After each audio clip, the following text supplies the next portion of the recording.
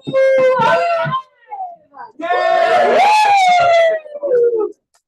we live? Oh, we're live. Oh, we're live. Are we live? Oh, yes. Yeah! Hello. Happy Friday night. Welcome to FNR. Friday night readings are a really incredible event that we do here at AZAA, Arizona Actors Academy. The purpose of an FNR is that we have some really incredible writers in our extended group of people, which is all of us artists here in the United States of America. So we've got people who come from New York, from Texas, and then also here from Arizona, and they submit their work, and then we here, students and alumni, read their plays and likely stage them. Now, the really cool thing about you being here tonight is that this play is still being written, which means that you are an incredibly important part of the writing process. Your ha-has and oohs and ooh and are really helpful for our playwright. He's with us. We can give him a little hoot and holler. Sir Isaac Byrne. And afterwards, we're going to do a talk back, which I would love for you to stay for after we do our play. But know that just by being here, you are now becoming part of this artist's work. So thank you so much. Without further ado, sit back, relax, and enjoy The Ladder by Isaac Byrne.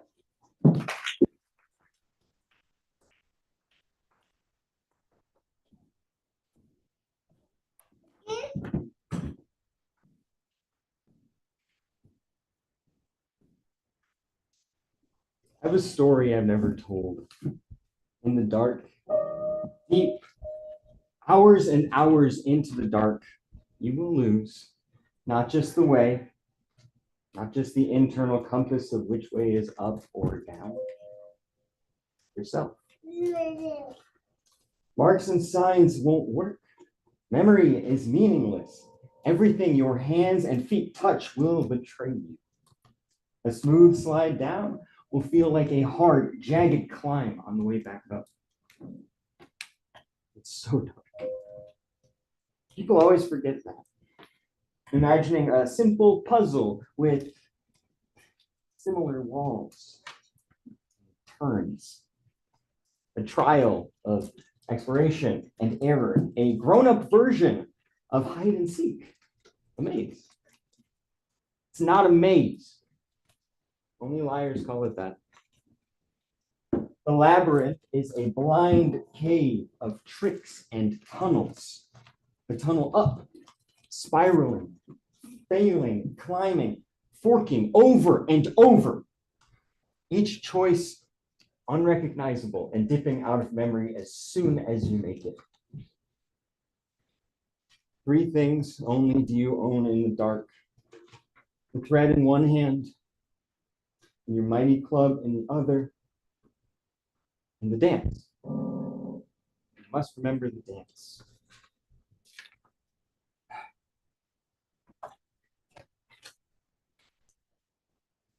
Twist, turn, bend, jump, and shout! In the dark, Big T lets out a loud, strange shout. It echoes, strangely getting softer and farther, and closer, and then far away again. The echoes do not lead the way. The echoes mask where you are. Sounds cannot be relied on in the dark. Backtrack just a little, and even your heartbeat sounds strange in the same place you were before. And then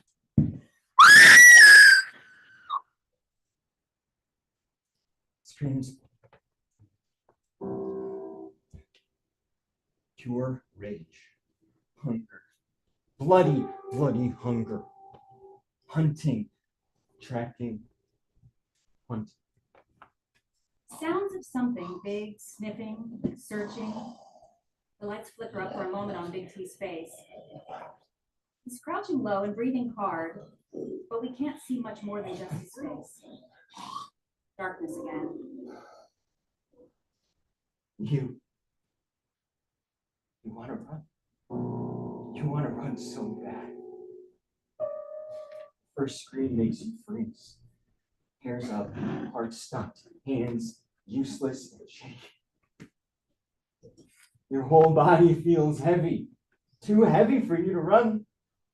You train with your legs, can't move. Strain to lift them, but everything is weak and heavy. The next scream feels hot and right up on you. Lights flicker up on Big T, still crouching.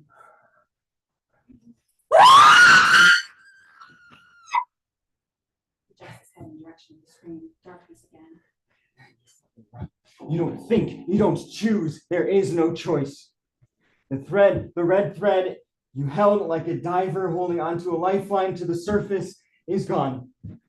And the club is gone, lost, clattering behind you. Hands empty, clawing, pulling the walls forward and past you, your fingernails breaking.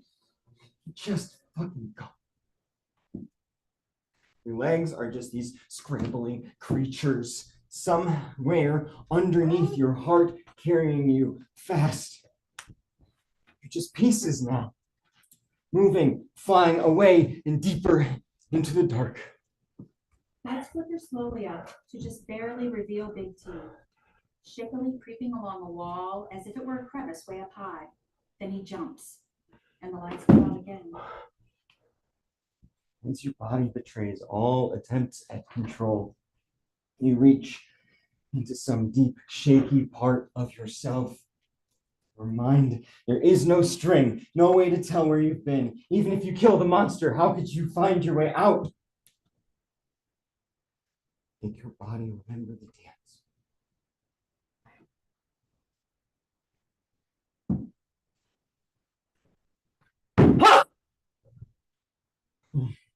In the darkness, you whisper beats and notes, touching your legs, your arms, your head, your heart, to bring them back to you again. The low light fades up on Big T, very shaky and unsure, doing the dance. It's a strange, unsettling series of movements. He twists, turns, bends. No, that wasn't right. He repeats the movements, but he is unsure and knows he's making mistakes. He finally does the sequence, pretty sure he's messed it up, and adds a scared little jump at the end. Takes in a big breath and slowly opens his mouth and tries to yell. Nothing comes out. He tries, terrified and open mouthed, to push sound out, but nothing. He hears something behind him. Blackout. Your voice is gone. It has left you. No twisting echoes to hide you. Where are you? Is this the dance? Turns heavy past through. What have you forgotten? Do you remember the way? Or are you just making up something new and false?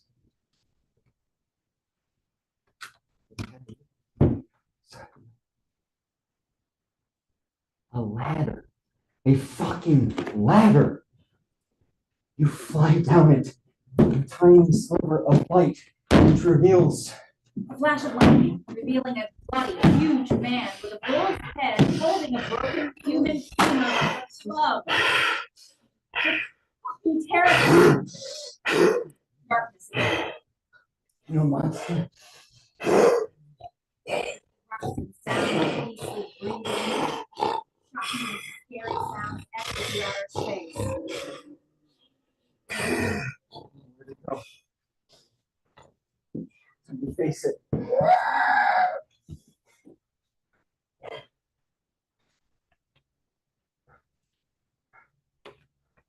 The lights come up to reveal two men face to face with swords and shields in their hands. Big T, tall, 30s, 40s, tall, athletic, agile, cunning smirk ever present, and Peary, 30 to 40s, shorter, a kind face, like a dopey but charming frat boy.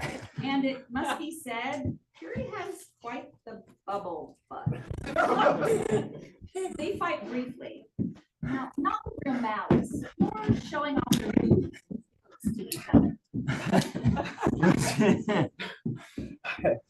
Wait, and what happened next? Stories are for friends. Give me back my cows. They fight again briefly. Now, again, not with real violence, but with flares and unnecessary athleticism.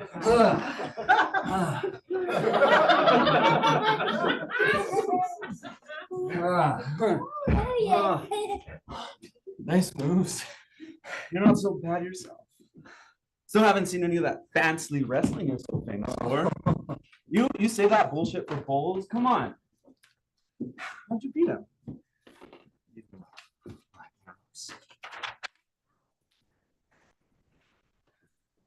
Make me. They fight again, and this time he knocks the big team's sword and shield out of his strength. Lunges, sword and shield. They wrestle. Big T has the better period again, always pushing him away with a laugh. Strong? Is this enough bullshit for you? Harry laughs and then rushes at him. Slides him behind here, grabbing him into a wrestling ball, wishing him flying tears, their faces, cheek. Oh, Poseidon's sucking britches. You're good. Crashes, struggles to break out of the hole. Almost Strong. Your thighs are so big, I can barely hold on. That's what all the girls say.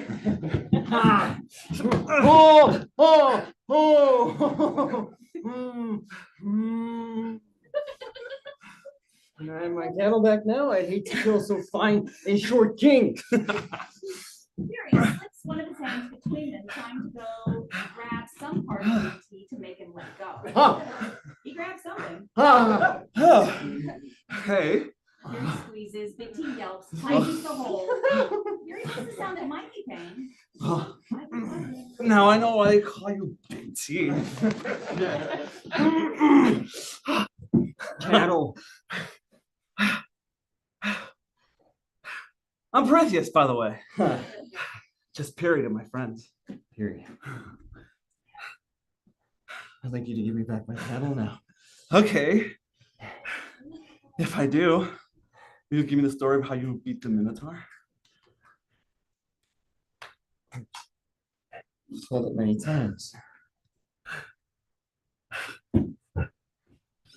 Down, grabs his shield, and sits down, covering his lap with the shield.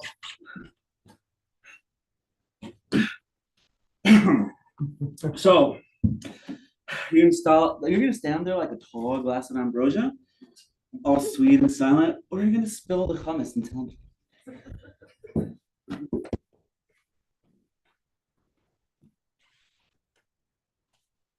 Center of the labyrinth.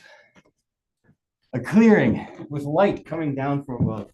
Big, an arena almost. The only place in the whole cursed maze with light. It was circular. Blood splattered the walls, covered in the bones of his former victims. The monster howled.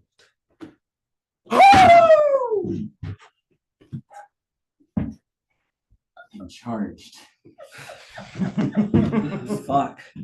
Well, you remember how I learned to jump the Marathonian bull of Olympus? You've heard that story, right? Obviously, everyone knows that story already. He howled just long enough for my eyes to adjust to the light. I just waited for him to charge me. Took one step forward, planted my feet firmly. Yeah, his head swayed right. I turned left and jumped and swung my club with all my might. I thought you dropped. No, hit him. Hit him right here. he stumbled and fell, which gave me enough time to pull away. But then he still had the leg bone on him, remember? Yeah? Yeah. Strange. Strange that he didn't use that on you first. If you had a big club, it's a shame not to use it. Animal instinct is to charge, I guess. Sure. So I closed the distance, and when he stood up, tall, huge, you really can't imagine. He swung the bone straight down at me, and I just stepped through and swung my club up, straight at him, and it exploded. Bone fragments everywhere, like a cloud of old white death. If I hadn't hit it straight on with my club, it would have absolutely splattered me. Oh.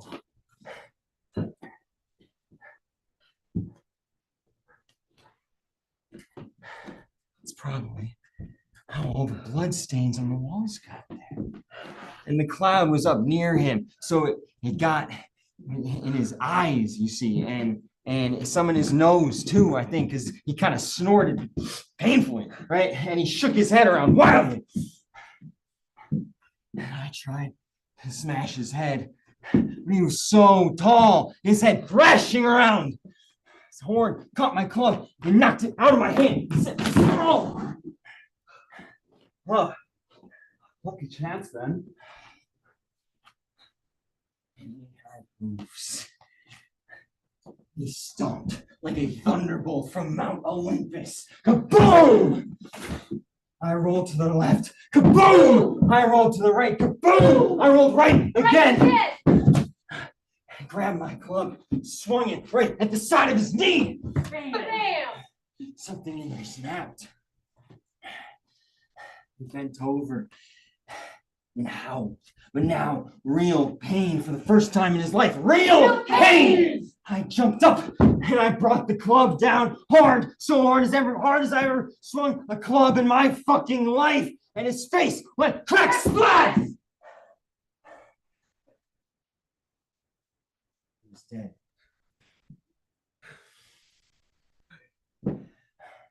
Done what no man had ever done. I killed the bandits on the road to Athens that no one could best. I had jumped the Marathonian bull of Olympus and wrestled it into submission. I had avenged my father as the dishonor of the Palatines tried to steal his throne. And I killed the fucking Minotaur in the center of the labyrinth. Wow. That is quite the resume. Nothing left to do but find the thread, climb up. A bit of searching. I wasn't panicked now. See? Climb back up, following the red thread back to the door. Ariadne, huh? You remember her? The Princess of Crete gave me the red ball of thread. She was waiting for me. We escaped. I came back. Found my father dead. Became king of Athens. Wow. A real life legend. Yeah. Sorry about your dad. Bummer. Yeah. It's sad. Question though. What happened to her? Who? Ariadne. Oh, The princess Yeah. who betrayed her family and gave you the red thread, had your club inside the labyrinth, and who you promised to marry. yeah. Oh. Oh. Oh, sad story. For me, not her. Right? Dionysus took her. Decided he wanted to marry her. Yeah, God decides he wants your girl, he gets your girl. It broke my heart. and all that. But I'm sure she's happy somewhere. Good friends. Is that so? Yeah. I stole those cows just so I could meet you. Nice sword, by the way. Ah, it's my father's. Nice boots, by the way. Uh-huh. So you lost that big, thick club in the labyrinth. Right before you ran into the monster? Here I was hoping for a little demonstration.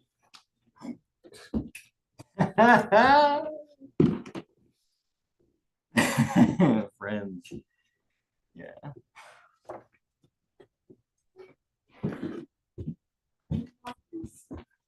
Voice. I have a story told many times. Different endings though. Suicide, death in childbirth, killed by Perseus for some reason or another. Abandoned on a desert island to starve because my fiance had a dream revealing I was betrothed to a god of wine and madness. In the oldest tellings, I myself am a god. Sometimes I am killed in the night by a snake of Artemis for revenge for something, I guess. People are always blaming her for some awful kind of justice. A sacred deer killed in an accident, and now an innocent child must die for it. Something else cruel and bizarre. Some harsh, unforgiving payment for the crime of ignorance. Chance of forgiveness. I used to believe in all that. Forgiveness, I mean. In the dark, you lose. Lose ideas of things like forgiveness, memories of right and wrong. All you own in the dark, in some force, is some force, some push forward, one foot in front of the other. There's nothing else. You just keep moving until the screams take you. A flash of lightning revealing the Minotaur, hands empty, screaming. Screams of pure rage for the body you were born with. In the dark, your mind cannot help you. Your hands are empty, your feet steady and unsure. Only the fading memory in your body of the dance. Twist, turn, bend, jump, and shout. Don't forget to shout. You're going to need to shout. The lights come up on Big T, dressed in prisoner's rags, and Airy, a young woman with blonde hair, wearing a tiara and a royal-looking dress. She's teaching him a dance. No. Left, down, right, up, down, left again. Twist, left, down, turn, right, bend, up, down, jump left again. Twist left, down, turn right, right again, bend, up, down, jump left. Right.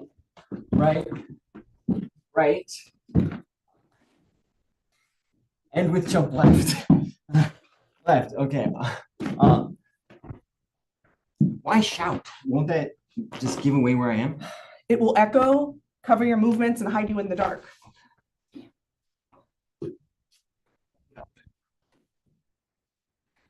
The blood tax. I don't want any more tributes to die down there.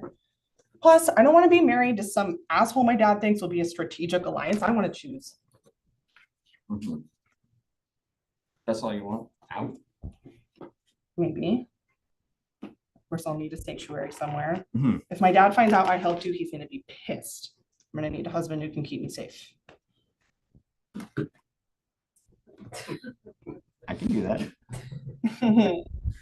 Oh, Theseus, did you think I meant you? Well, maybe. But, when I'm king, marriage will be a pretty big decision. I have to keep my options open. My friends call me Big T. Big T! Are you serious? That is the stupidest nickname I have ever heard. No one calls you that. Lots of people do call me that. No. No, you're pretty tall for a lost prince of Athens, but no, I'm not calling you that. Oh, well, airy, Ariadne. airy, light and pretty. Thank you. Okay, fine. You can call me Ari, but only when we're alone. Alone. I would like some alone time with you. A lot. Okay, As you're much as gonna have to possible. get better at flattery if you're gonna be king someday and dancing. Oh, I'm gonna be king. Once my father dies, I'll just have to find a queen who can teach me flattery. Dancing. I'll let you know if I think of any good candidates. He suddenly kisses her. She melts for a second. He starts to turn the kiss into something more. She slips away. She unties part of her dress. So awkward, you can't wait. Okay. He starts to undo his own clothes. She pulls out a ball of red yarn hidden in her dress and hands it to him. Tie it to the door. Don't let go. You'll never find your way if you lose the thread. Oh, of course. What if I do like? Then the dance is all that can save you. But you keep forgetting the finer points. She takes his hand. He tries to bend to kiss her, but she Come moves on. behind him, puts her hands on his hips, and guides him through the dance. She does this very seductively, but also very dominantly. Okay, first bend is in here, big hips, then smaller. In the dark, details matter. Can't get too excited and just start making shit up. Every choice needs to be just right. Pattern recognition is important in the dark. Don't you notice that big T? How do you know all of this? Wait. You've already been in there? No one else will feed him. Now, Huh? I need you to promise me something. Feed him? Swear! Fucking swear to me! Okay, okay. Anything. I'd be dead without you. I swear. You will marry me. Take me to Athens. And no matter what happens down there, no matter how scared you get, that you won't, you must save him. My brother, the Minotaur. Blackout.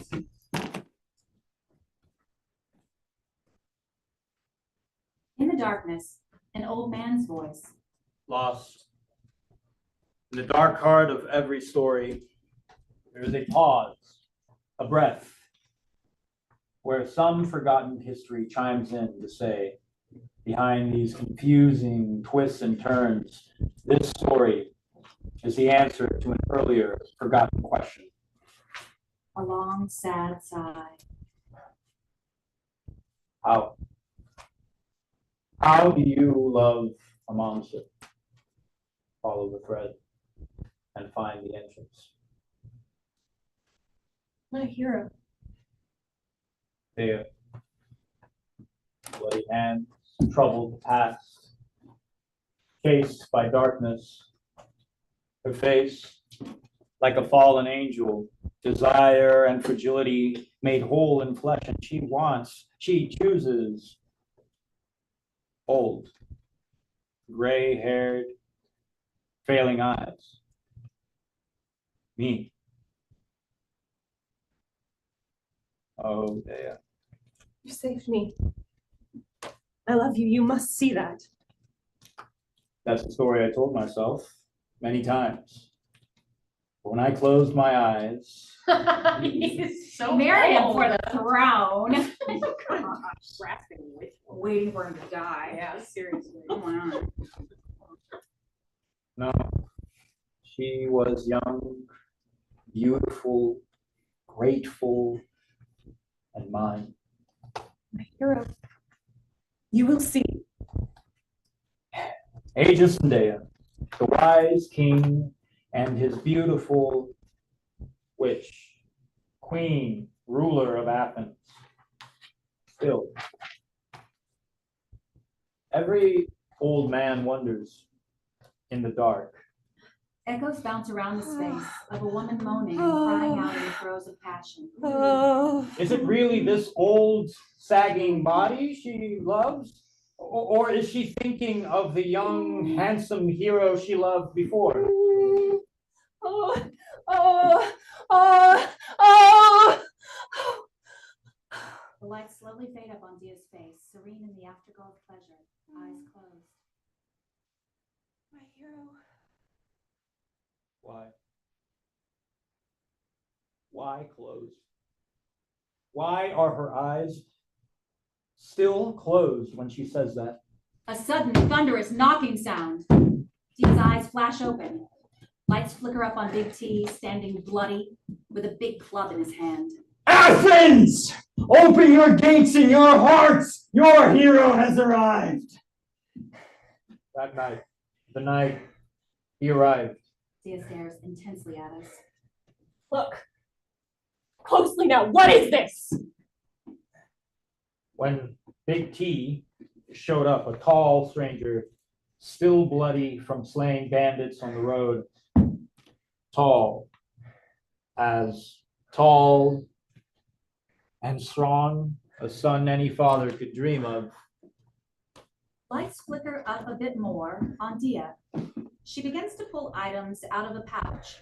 Salt, sticks, feathers, bones, claws, and constructs a strange circle on the ground. The people chanted his name. Big T, Big T, Big T, Big T, Big T. Dia pauses, noticing the chanting, but continues to work carefully but faster on the circle. I stared at the bloody stranger and saw, lost in the lines of his face, Dia kneels inside the circle. She stares directly at us again. me, my own face staring back at me. Dia pulls out a knife. She holds out her arm. She cuts her arm. She drips blood into the circle. Except that mouth. His mouth was not mine, twisting one corner, turning up like a secret face, slipping out from behind a mask. Dia wipes blood on her mouth and closes her eyes. Ti must repeat it importa. Ti must repeat it importa. A single night, years ago, no, loosening my bulging wine skin with a forgotten woman with a crooked smile. Now at the door, a young man with a big, bloody club, a hero story, and Ti must repeat it importa. Ti must repeat it importa. A sound of lightning and thunder as Dia body jerks with a jolt. somehow a son, a comfort undreamt of. In my remaining years, I was a father, the father of a hero, as tall and strong as I believed I used to be. In the dark, Dia's moaning, whimpering, and screaming.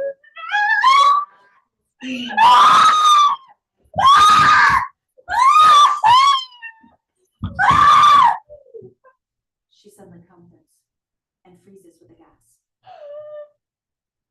In the dark, what do we own but the choices we make, blind and scared? Sometimes you look at the person sleeping next to you and you don't recognize their face. Dia suddenly relaxes, sits up like a puppet or a doll, her eyes rolled back like one possessed, and points. Blood! Blood! Blood! Blood! Blood! Blood! Blood! They climb! They climb! Blood! Blood! Blood! A vision? A trap? and the whispers.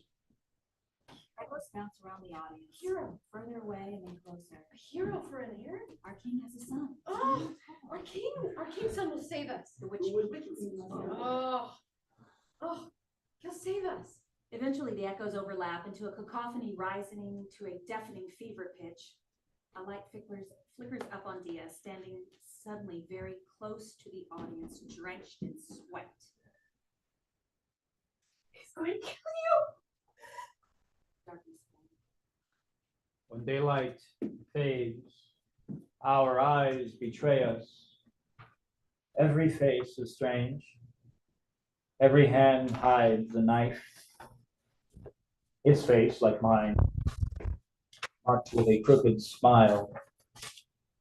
Her face, sometimes stumbling upstairs, old knees trembling, every step unsure, her young, smooth hands taking your weary, spotted arms, and was that pity or disgust in her smile? A beautiful, young, troubled wife, my aging, noble father. How convenient. Please, you must know that I love you. They didn't trust him. Tried to poison him. How she cried and clung to me, sobbing like a lost child, begging me to believe that she only wanted to save me. People already loved him. Now they chanted for justice. Murderer!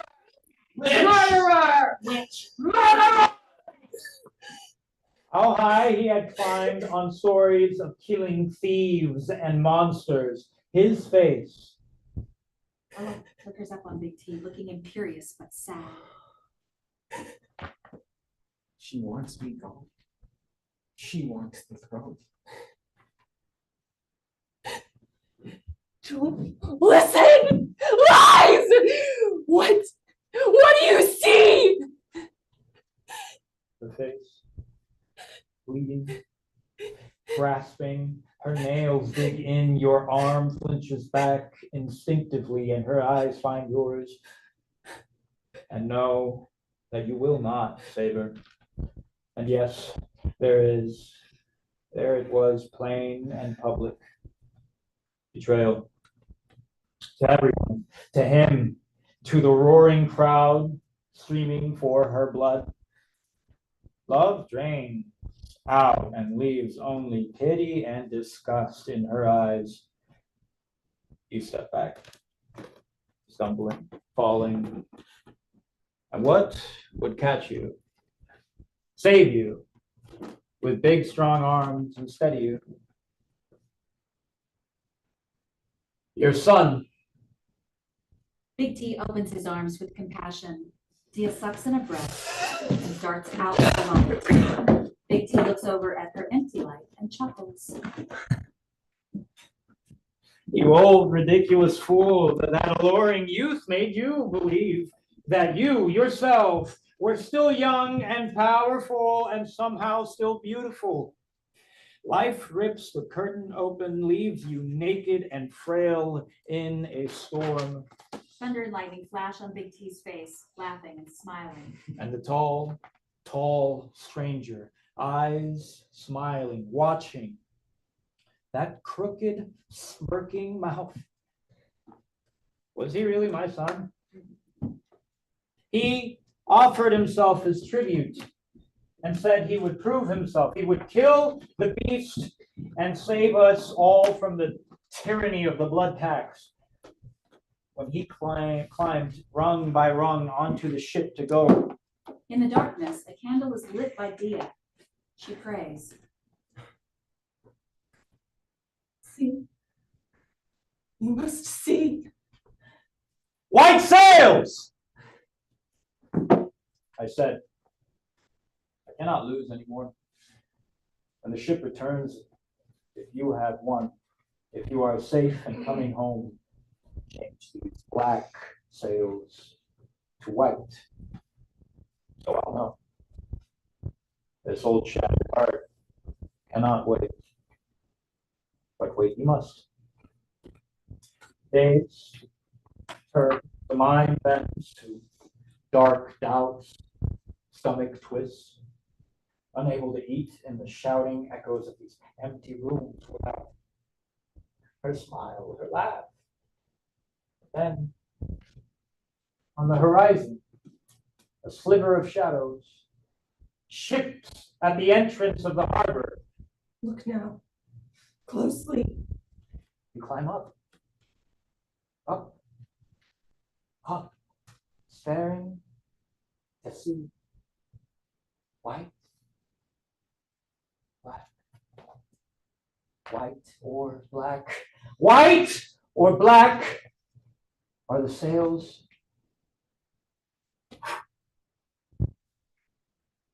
Black.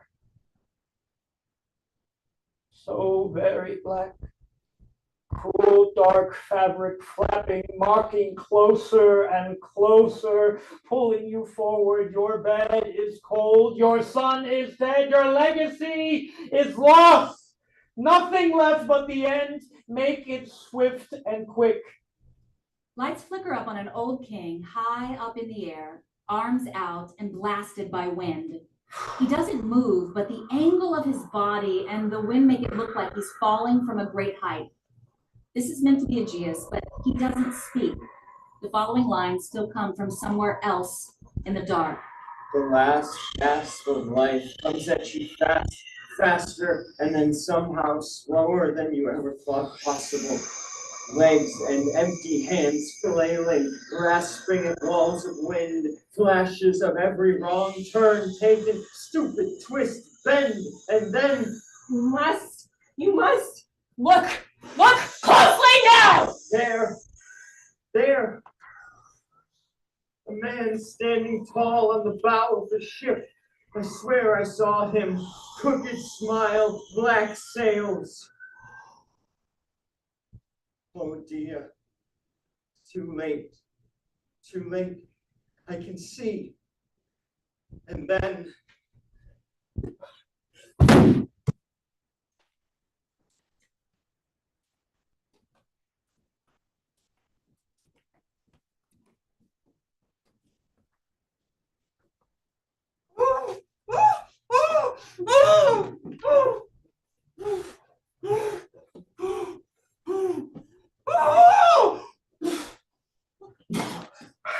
Hello?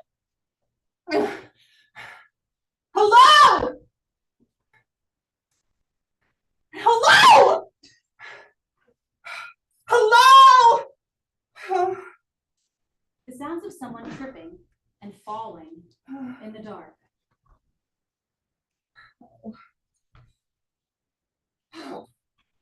You promised.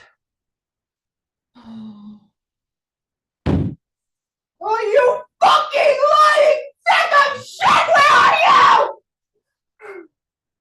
I'm gonna get off this stupid island and tell everyone you fucking suck! And you're an unbringing liar and oh, you would have fucking gone lost and died without my help and oh.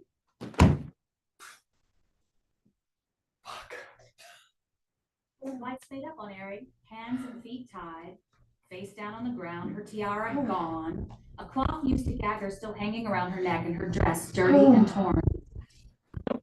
She struggles and finally frees her hand. Unties her dress. Can't tie knots for shit, you stupid, smiling, stealing idiot! Lies, huh? What lies will you weave now? Where's the princess? Who saved you in the labyrinth? What happened? Who helped you, huh? Huh? What will you say? Up high, a spotlight on Big T, dressed in fine robes, smiling. During the rest of the scene, Aerie doesn't see or hear Big T. He is somewhere else. Lights fade up around Aerie, revealing Dionysus, childlike. Eyeshadow, golden wreath on his head, sipping from a glass of wine. He is a bizarre mix of masculine and feminine, giggling, always giggling, and smiling at me. What's your story? Harry whips around and stares at him. The sound of a crowd, somewhat distant and renewed cheering. Big T smiles and motions for the crowd. Ah, people of Athens, know this, the monster haunting you is no more. I faced him hands bare, grabbed the bull by the horns, wrested him to the ground, and choked the life from him. I believe this, and my father's blood lineage gives me the right to seek the throne, if you'll have me. I don't know. Who are you? A god.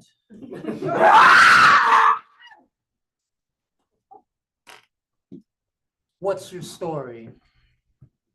Harry whips back around to stare at Dionysus and is jolted again by another cry of rage off stage.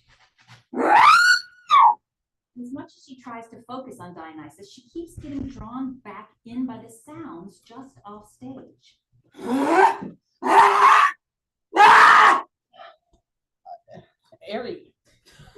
Ariadne, Princess of Crete. No. What's your story? Oh, yeah. Yeah, it was close. There I was, the monster screaming and howling at me. He charged left, right. And I grabbed a bone. Yeah, one of his poor victims' bones, and swung it right at his nose. I swung and swung until I had no strength left. When I looked down at his twisted, deformed face, it was dead. Yeah. I was left here alone on this island. Yes. And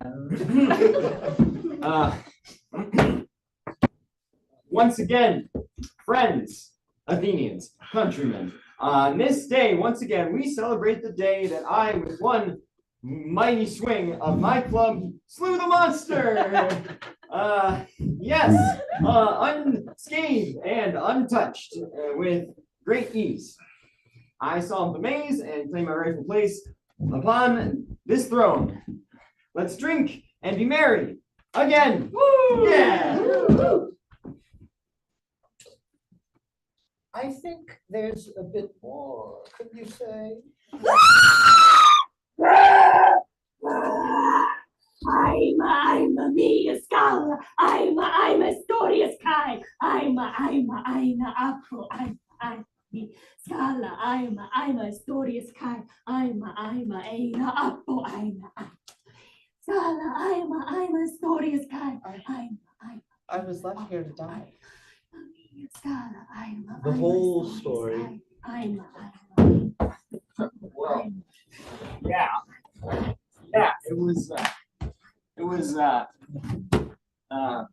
it's sad too, you know.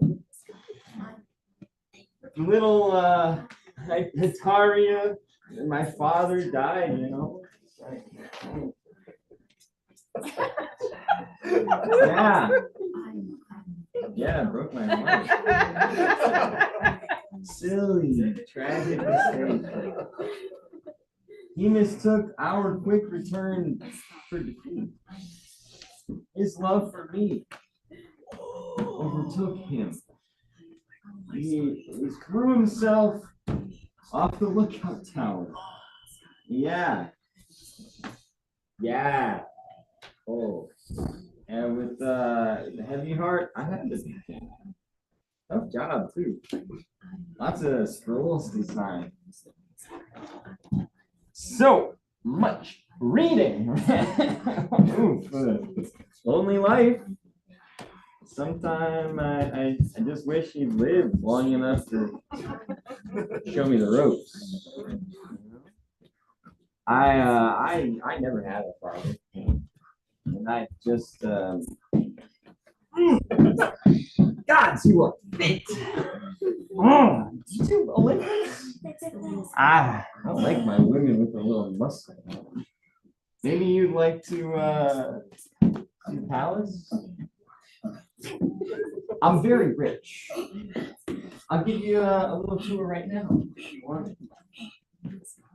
I was deceived by a liar and a traitor. Everything. Huh. Thank you. Thank you.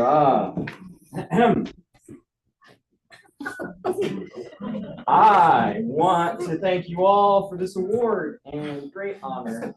Thank you to the Academy, to the Lyceum, to Peripatetic School. Thank you.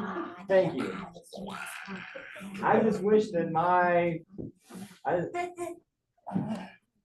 wish that my father could have seen this. What a great loss. You know, well, after that drawn out battle with the giant monster, wounds on both sides of my head, and ringing, vision blurred from the many blows to my head. It was my lowest point there. It's my lowest point. I remembered him and his last words to me. I cannot lose anymore. He said, and from that, I somehow found the strength to swing my club once more, catching the Minotaur on the side of his horrible horned head. Yeah. Yeah. So after, you see, I was distracted, you know, and distraught by the horror of the battle, the maze, probably still concussed, and then the tragic death of Ariadne, bitten by a serpent in the night, or stolen away by a god I'm hearing reports of now, maybe both. Anyway, I forgot to anyway. Thank you all. This one's for you, Pop. He lied. Broke his oath. Ignored my cries. Brought me here. He tied me up. And he left. What else? That's it.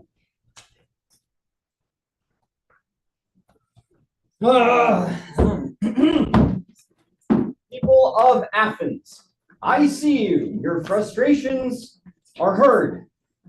And we'll figure out this whole trade tariff situation.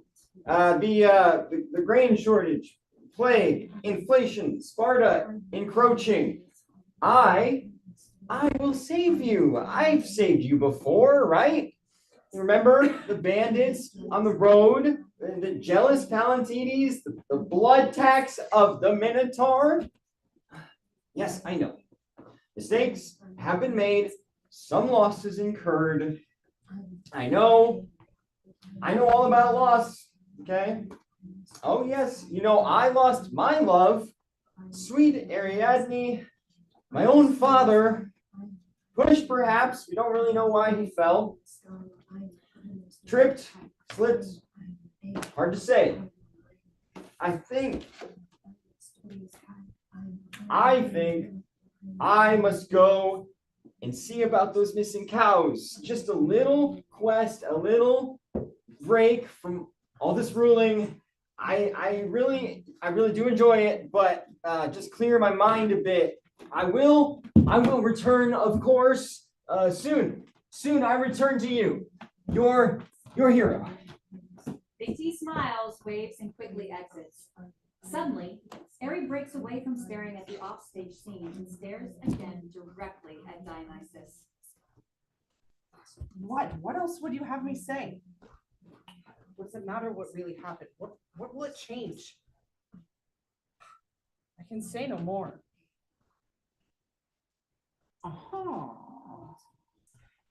You don't have the words. And you never will. But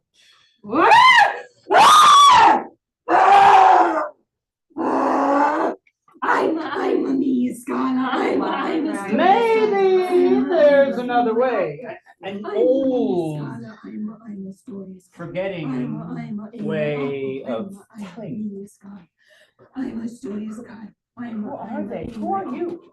And what are they saying? What are they doing? They follow me. Dionysus, the unwanted god. Born of a murdered, slandered mother, the god of orchards, grape and ritual, sex, and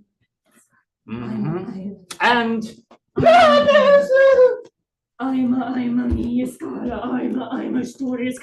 I was made shame, anger, and betrayal. My followers, my sweet Bacchae, all those women there suffered like my mother.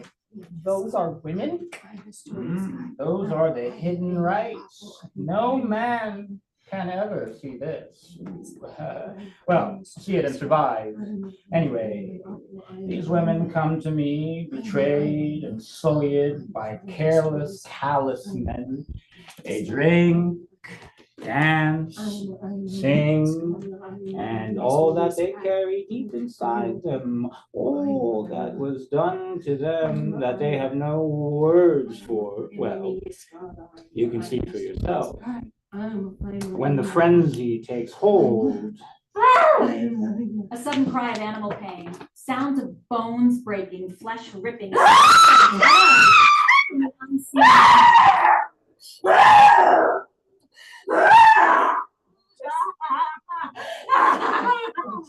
I'm a me, Scala. I'm a story. have a drink? He hands her a large jug of wine. She drinks deeply, never taking her eyes off the bloody off-stage scene.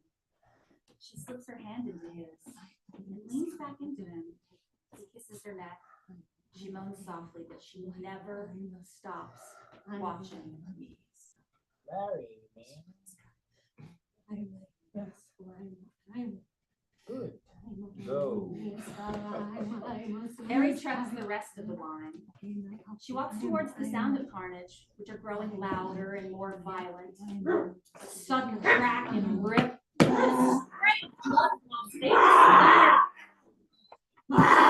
Swells, surges, welcoming frenzied sounds of violence and animal screams and flesh being ripped apart. I'm a me, Scala. I'm a story.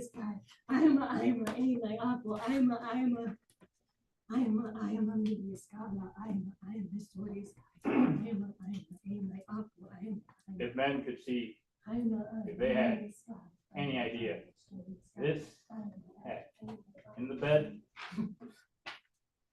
and soft, dark, lay naked next to them, if this were not invisible to them.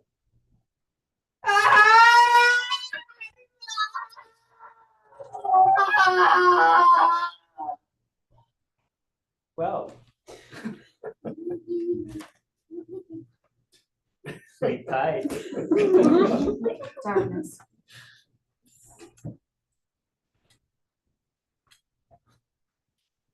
Then, in flashes of strobing light in different places all around the stage, Big T is running from something, terrified.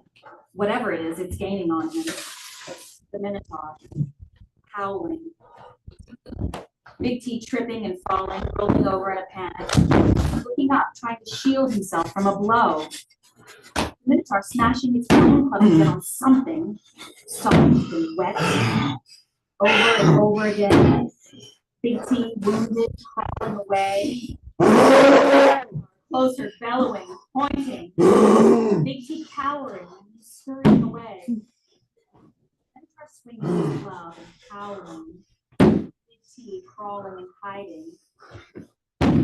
Hunting. The Minotaur is doing the quickest version of the dance.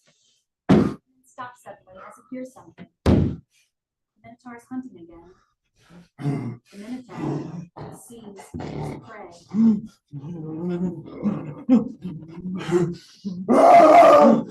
The Minotaur stands directly in front of the audience, raising his club.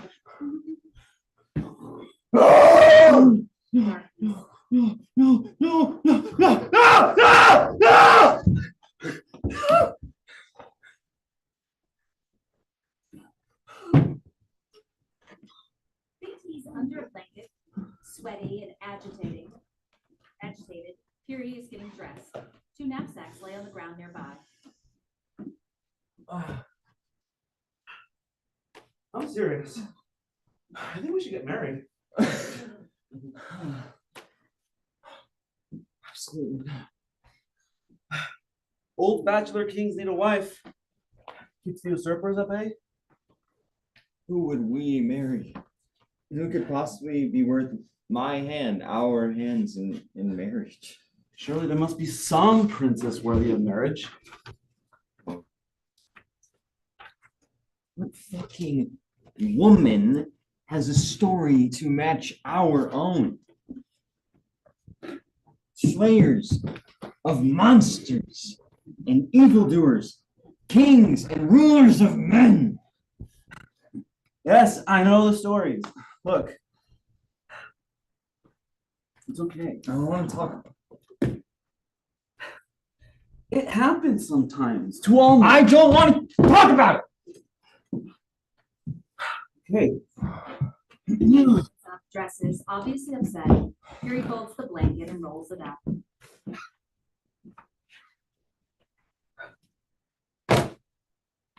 I'm just exhausted, all right? And why are you suddenly saying now, after, why bring up marriage now? I just thought that maybe we need a change. Spice up life a little bit. You need something, I think. And kings are supposed to get married. What possible marriage could, aside from being another stupid burden and more fucking responsibility, be anything other than a step down for you or me? You just want more time with me. Well, that ass mostly. Wow, I'm just the sack of meat around your favorite glutes, huh? You said it, not me. Fury opens a knapsack and pulls out food and a jug of wine. He begins to set a picnic up for them.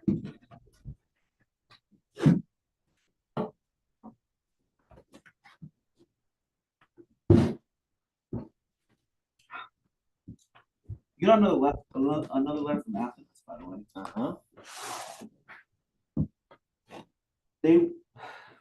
They want you back soon. Something about the grain trade or something? Oh my gosh. Is there anything more boring than fucking grain problems? Like, who wants to sit around and talk about grain problems? Okay. No one is making you talk about grain problems. You want to go on a hunt? Kill someone, start a war. No. There's no one fun or strong enough left to fight with. Okay, so you don't want to hunt. You don't want to fuck. I was tired! For months now, look. You definitely don't want to go home and rule. Hey, me neither. What about just like a deer? Go hunt some deer, get some fresh venison, cook it over the fire, make love under the stars. I don't like killing deer.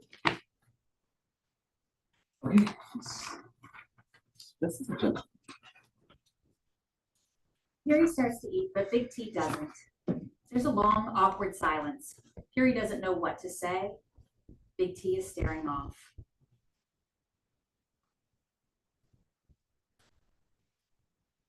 Their eyes. You don't like their eyes? They're on the side of their eyes are on the sides. Haven't you ever noticed? Animals that hunt and kill, their eyes face forwards. Their vision is narrow and focused. Prey, like rabbits, deer, and cows, their eyes are on the sides, so they can see more. Hey, that's true. Our eyes face forwards. And you don't want to. Yeah. Of course. It's whatever you want. There's a long pause. Big T eats, but is still very bothered. Fury watches carefully. Then, an idea. What about a god? What? A god? To kill? No, silly, to marry. Huh. Surely a god is good enough for the king of Athens. What are you thinking? Hestia? Mm. Demeter? Eris? Too domestic, too needy, too uppity. Okay. What about a daughter of Zeus? Ooh, ooh, ooh. I know. What about the Helen girl? Helen? Yeah. The child? Yeah. Sweet Hera's droopy bosom. She's like 8 years old. Hey, they say her beauty already is unmatched. Besides, I wouldn't have to marry her now. I mean, I hope you wouldn't. But I kidnap her now, wait 6, 7 years, and then marry her. Lock that shit down.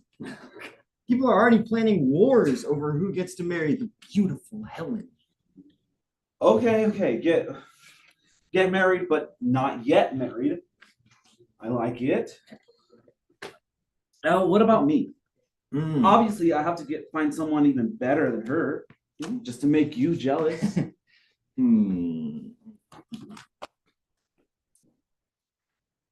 Oh, yeah, I know who. Way bigger prize than Helen. Who? Who are you marrying off to? Well, she needs rescuing first, and it won't be easy. Who? Big adventure, dangerous. But the story will live on forever. Fucking who? Yeah. Blackout. In the darkness, a woman sighing.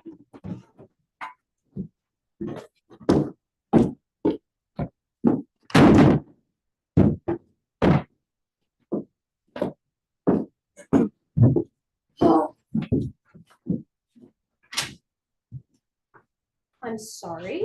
I am sorry to interrupt this wild, never-ending tale, but it feels like we have lost the thread here. Is this part of your big conversational story weave that I've heard so much about? I wanted to hear about how you killed the Minotaur. Big, scary battle. Big, confusing labyrinth. Big, tall hero. You know, a nice spooky fairy tale before my bedtime. Before I ruin you and make you wish you had never been born. So let's find that thread. A magic light turns on. illuminating the face of Persephone, cold, stately, and terrifying. What the fuck does this stupid marriage idea have to do with any of that? Huh? Stop sniveling! Come on, worms don't snivel. I know all about worms and they don't snivel. I should know all about them because they feed upon the dead. Tell me about the Minotaur. And don't lie. I'll know.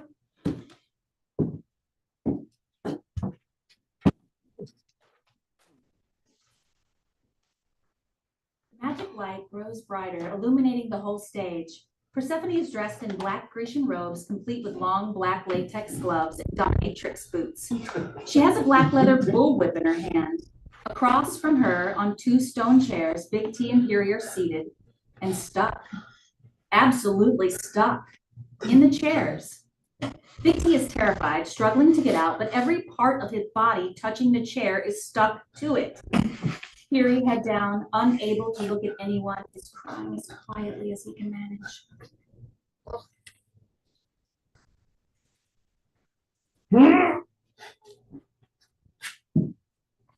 Struggling only makes it worse. We didn't mean to offend you. By trying to kidnap me? No, we meant to rescue. You mean to rescue me? From what? My home? My kingdom? My husband? Ha! We thought. Yeah. You thought I'd like to run away and be your little queen, sit next to you on your little throne, waiting days for you to return home from your little buddy quests, keeping dinner hot and ready for you, with a quiet little married kiss, and some quiet little married sex. When you finally deign to return.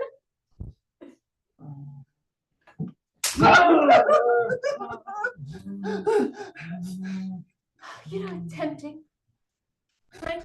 But you're in the underworld now. And it is company policy that once you're here, you're stuck. So We didn't eat anything. Excuse me? We didn't eat anything. No food. We haven't eaten anything down here. Are you requesting dinner? Or well, see, the story we heard that people said was okay. When you were young and beautiful, still are looking good, really good, really. And you were doing your play god thing, and well, Mr. Hades stole you away and tricked you, did bad things. Maybe I don't. That's what people. I mean, that's why we thought. And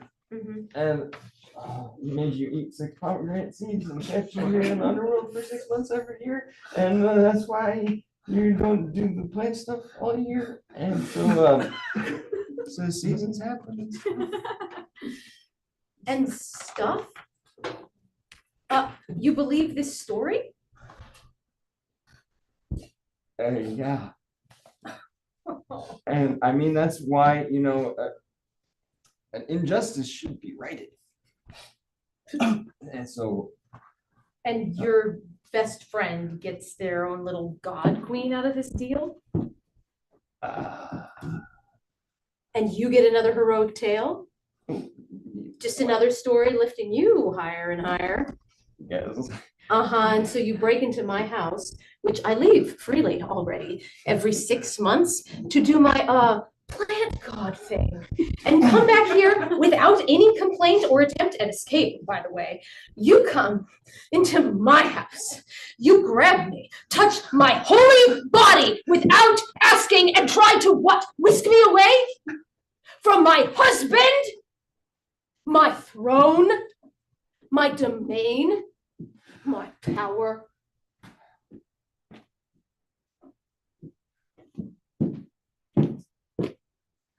To be his little wifey. Oh, sorry. Oh.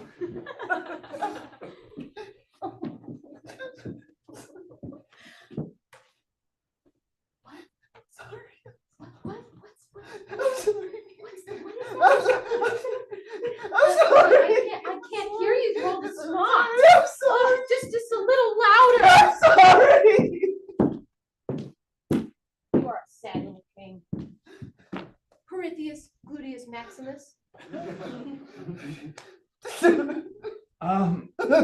My dear glorious queen of the under. Excuse me, what the fuck did you just say? I'm not your dear anything. Yeah. Yes. No, listen up, worm. Did you say queen? Mm.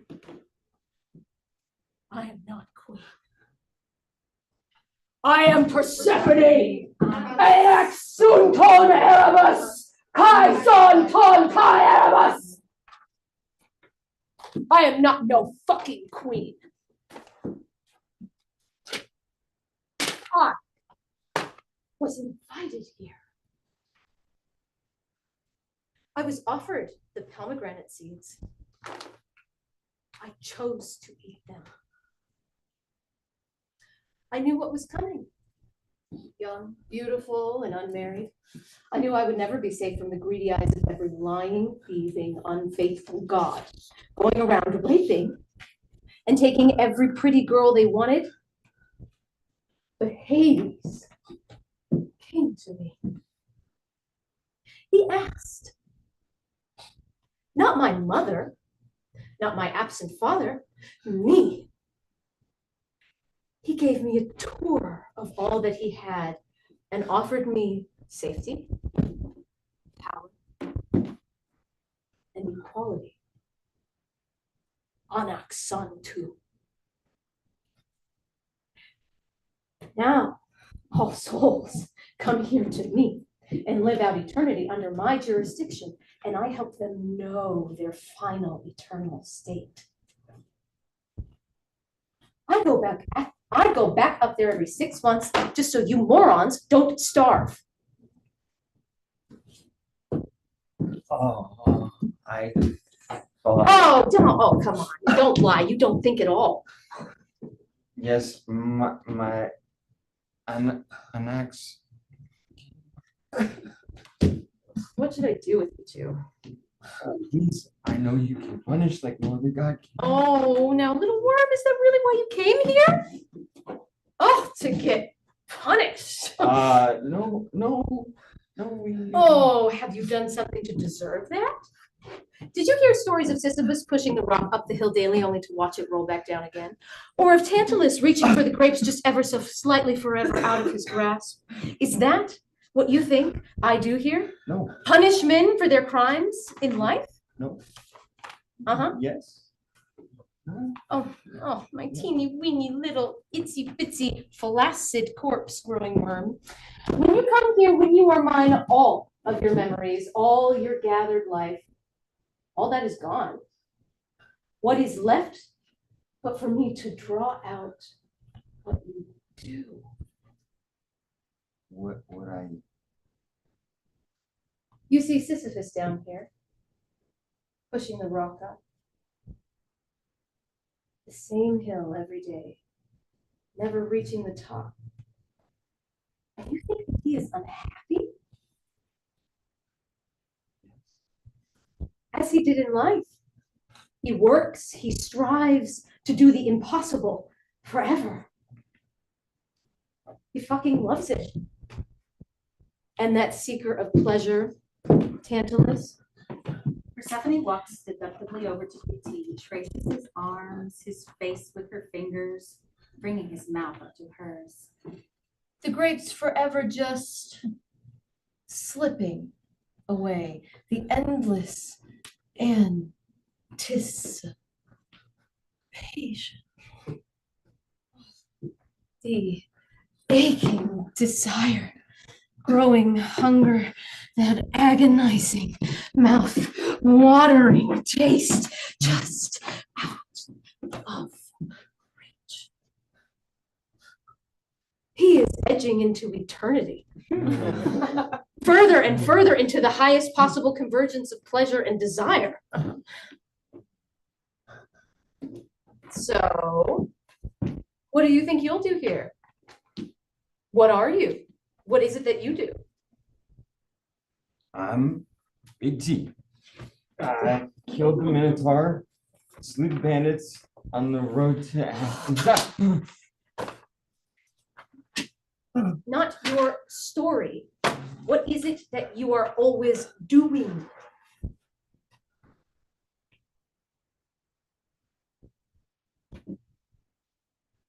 Mm-hmm.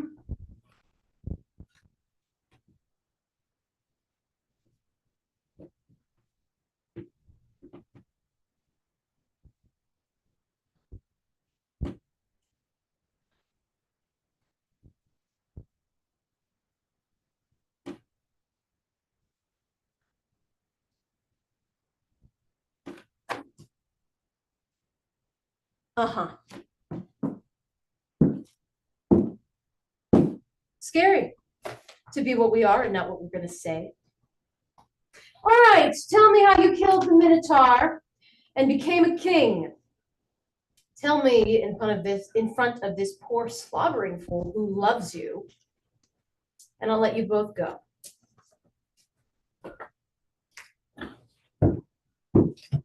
Persephone bends down and picks up 3 flat pebbles off the ground. Oh,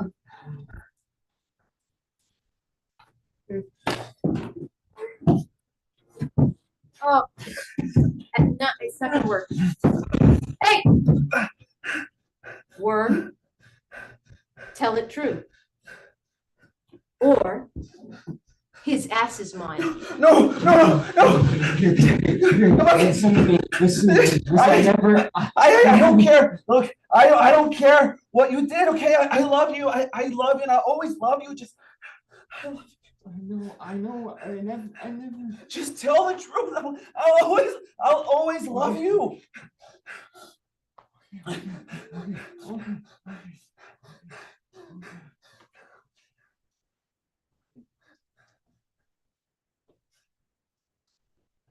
offered myself as tribute. The Princess Ariadne gave me the thread and taught me the dance. Taught me the labyrinth.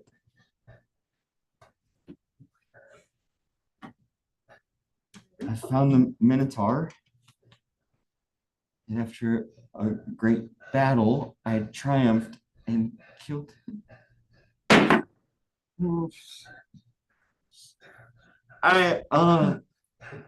The Minotaur and I,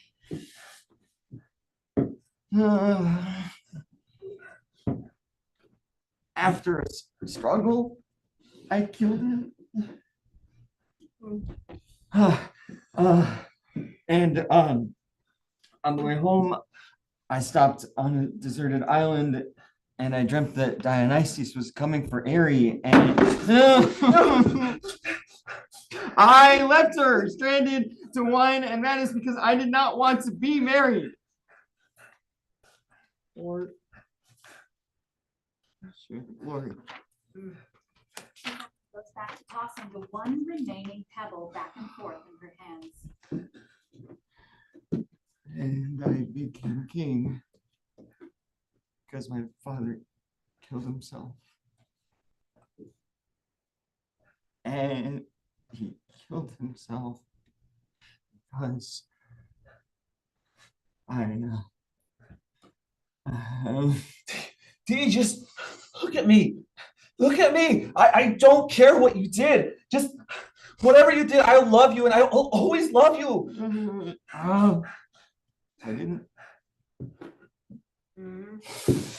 I didn't change the sails from black to white on purpose.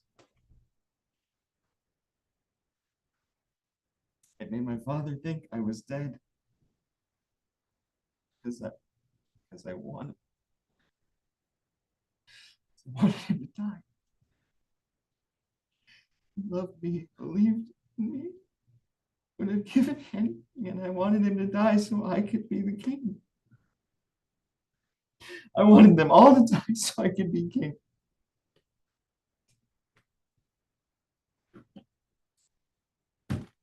She picks up the whip and starts to leave.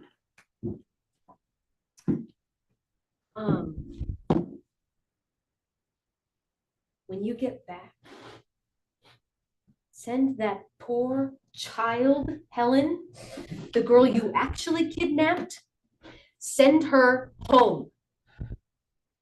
She's got a hard enough road ahead of her without you robbing her of what childhood she has left.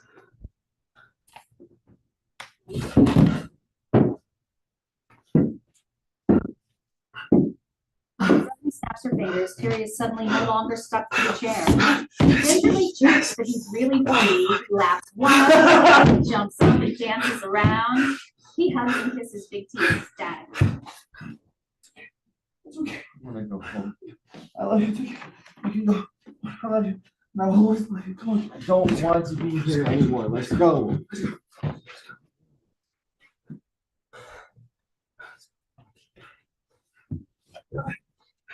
Okay. Okay. Always love you. Okay. Always. Okay.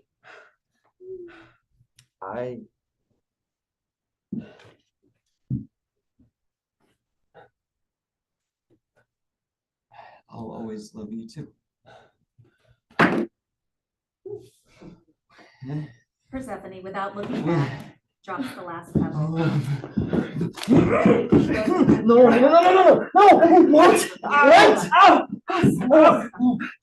Come on! Come on! Wait! Oh! Come on! Oh, please. Okay, ready? Ready? Wait. Ready? Wait!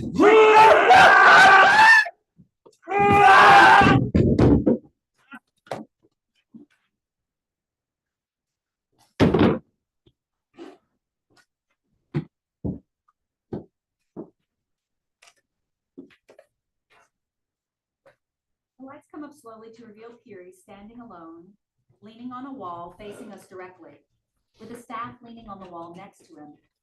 He's a little disheveled, dressed in an open bathrobe and a loincloth, and holds a blank scroll and quill in his hands. He thinks hard and writes on the scroll. This doesn't come easy for him.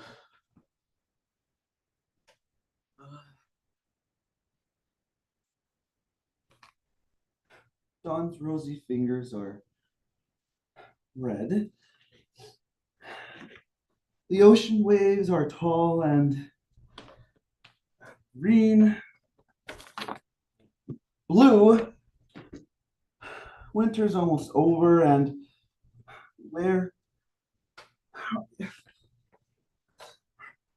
I dreamt last night that we climbed high up a mountain, and we made love in the snow, and it melted all around us.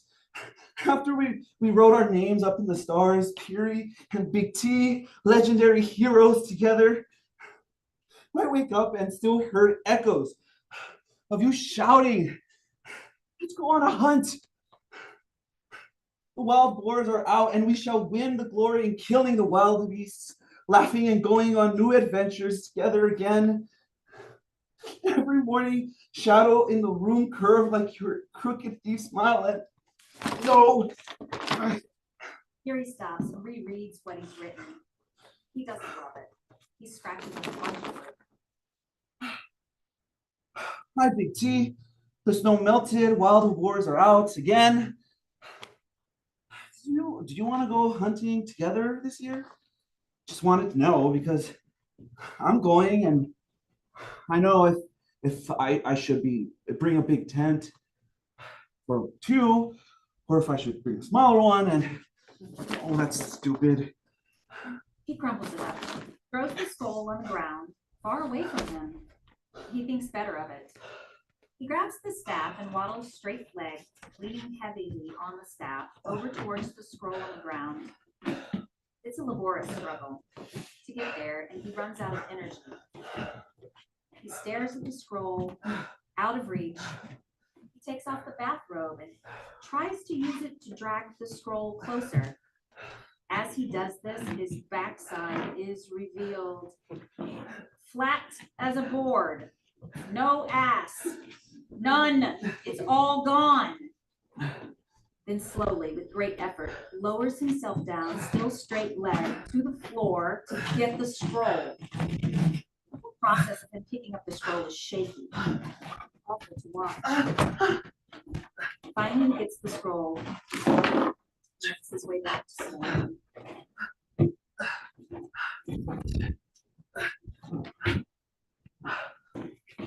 he writes again.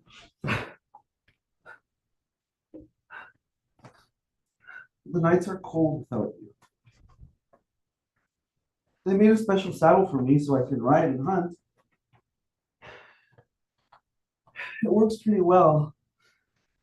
I just need an extra hand getting on and off the horse. I fucking miss you. And I love you always. Here he stops. He breaks down for a moment. He scratches it all out. He writes again. Come visit me soon, or I'm stealing all your cows again. Here he waddles sadly on stage. Lights fade to black.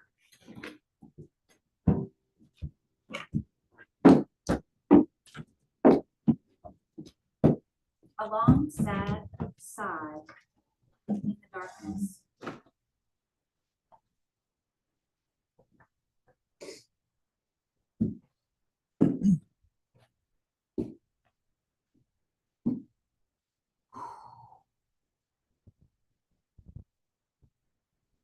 The story,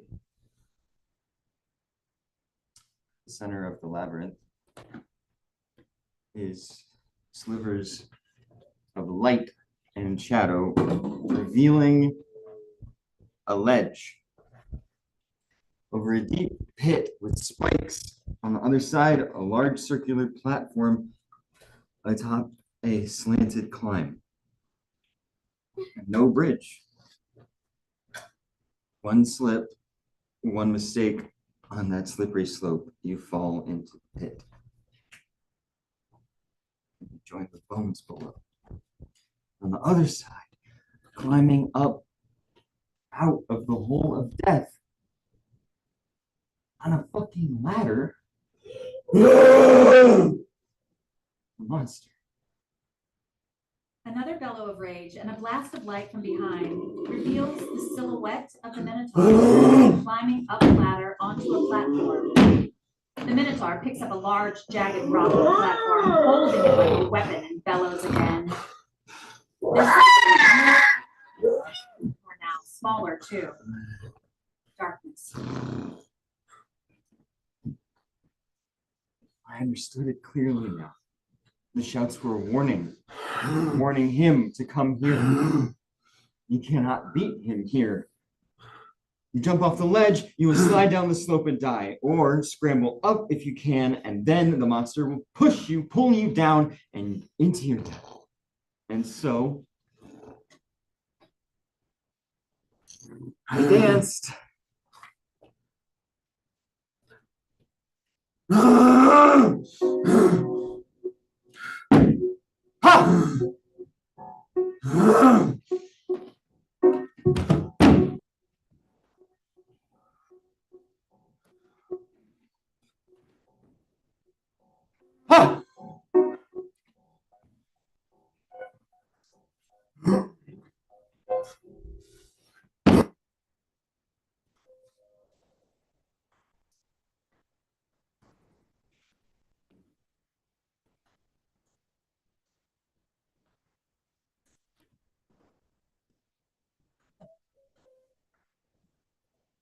Minotaur looks at him, drops the rock, and then grabs the ladder. The Minotaur takes the ladder and sets it across the two platforms. Big T crawls across the ladder towards the Minotaur. When he gets to the platform, he stands and almost falls off the ladder. His arm pulls him to safety. They look at each other as lights fade to black again. Friend. Up close, it was a man. Misshapen. Horns, yes, huge, strong, but a man. Born into the body of a nightmare. Up close, all that rage was just a mask of grief and fear. I swallowed and said gently, friend. I am your friend. Lights fade up slowly, showing the silhouette of Big T on the platform with the Minotaur. Big T kneels and holds a hand up. The Minotaur kneels, and Big T gently places his hand on the Minotaur.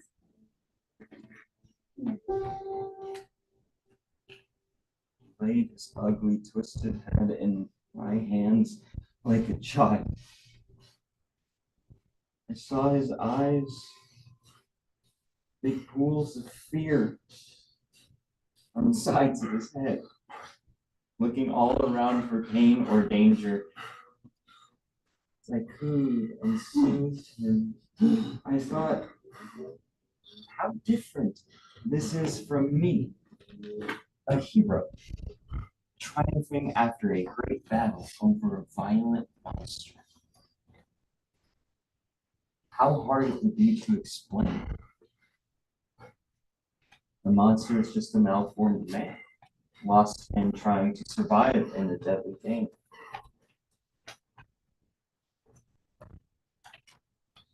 But this,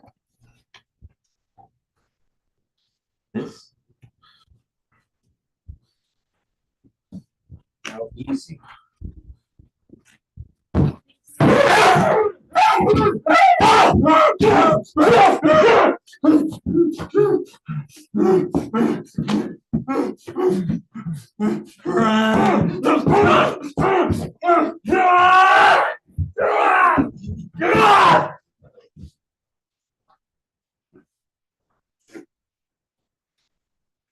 There's truly horrible ripping sound. Big T holds the Minotaur's head. In the dark, I took the bridge to my freedom, my plans, my throne and glory. I will climb, I thought, up and up. I know the face in my mirror. I am not a man. Big T's covered in blood and gore, wearing the bastion skull of the Minotaur, smiling. This is what I am.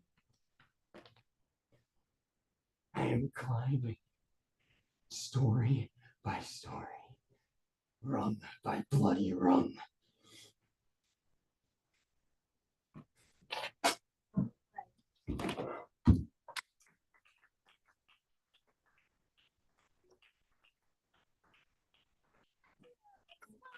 Hey, Andrew and Christine, oh, Karen, and Lee, Danny, and Heather.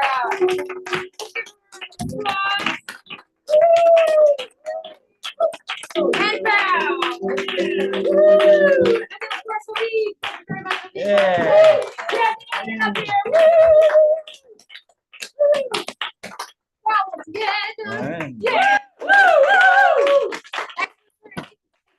All right, you can hang out for 10 minutes. It is 9:14 and 9:25. We will come back and have a lovely talk back with the playwright, Isaac. Otherwise, thank you so much for being here and being in the audience. Have a lovely Friday night. Yeah. Yay. By the way, out in front, please eat them. That's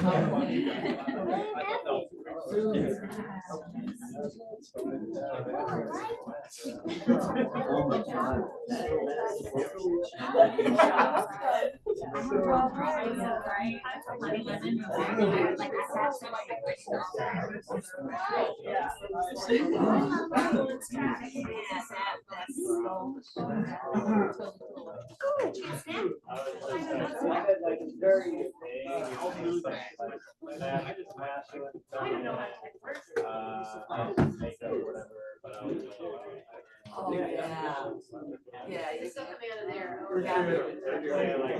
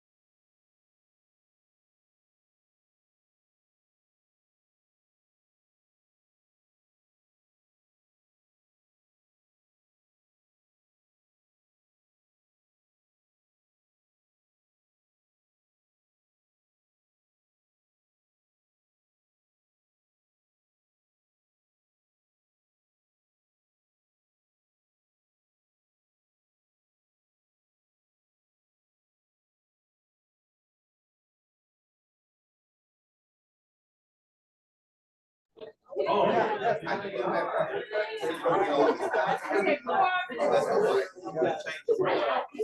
what's up, Isaac? How you doing? Hey, how are you? Haley there? Haley there? I can't really hear what you're saying. Is Haley there? No, she had to go to bed. She's working in the city. Yeah. Tell us hello.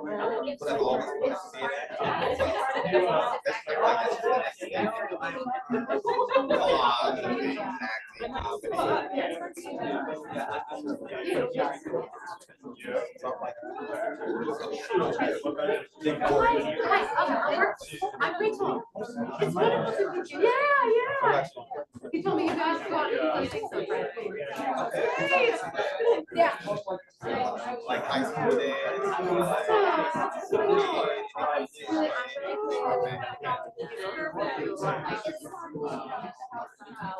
That's the most important.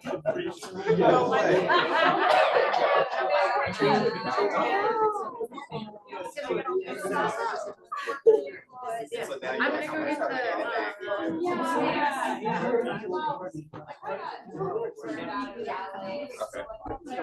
Yeah, you do. I did. Yeah. All